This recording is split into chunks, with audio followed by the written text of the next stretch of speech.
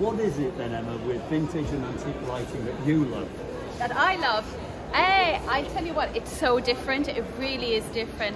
I think lighting is extremely important because it changes and creates mood in a room, and I think lighting is one of those things that people don't take into consideration until the end, and it's really essential. With the lighting, what you can actually do with vintage lighting is, I find a lot of the lighting nowadays, you either go really, really over the top, or it's actually quite plain and functional, and it doesn't have to be. So this is really, I spotted this light over here. I absolutely love it. The wooden column. The wooden base, yeah. And the top, and just the colours on it as well, and just the shape of it, it's completely different. I've never seen anything like this. Yeah. Would you happen to know anything about it? I do. I would. Well, it's Art Deco. It screams that period. So Art Deco. The term Art Deco was introduced in 1925. Just to be a bit pedantic here, right? Go on. So the style originated after the First World War. So 1918. You know, there wasn't much being made between 14 and 18, but after the war, things changed. They wanted a new look, a clean, crisp look, and this kind of angular shape became popular.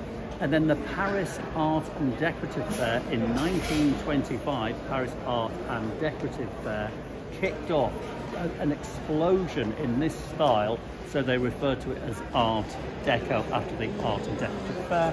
So that's about 1930, definitely pre-1939, so pre the Second World War. But it screams its period, doesn't it? Yes. You just know that it's that kind of glamour, flapper girl kind of period.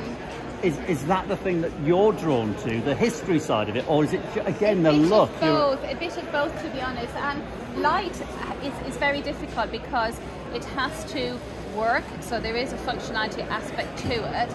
But why not make it decorative at the same time? So it doesn't all have to be minimalist in a sense that equals boring. I mean, that is minimalist, but it's also very detailed at the same time. And great quality. Exactly. And it is still standing after, well, do the math. 80, 90 years. Yeah. It's still working and it's still there. So that is an absolute beautiful piece, I think.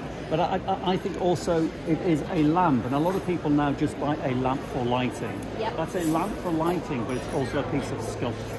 Yes. It's the accessory that you were talking about earlier on. And what about romance?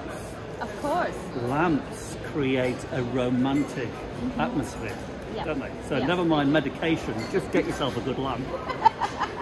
Works for me. And you can also choose how much light you put in a room as well. So you have so many options from, it's not just ceiling lights, those are the merely functional ones, but also you have floor lamps, you have table lamps. I mean, even in compact spaces, you have this little one over here.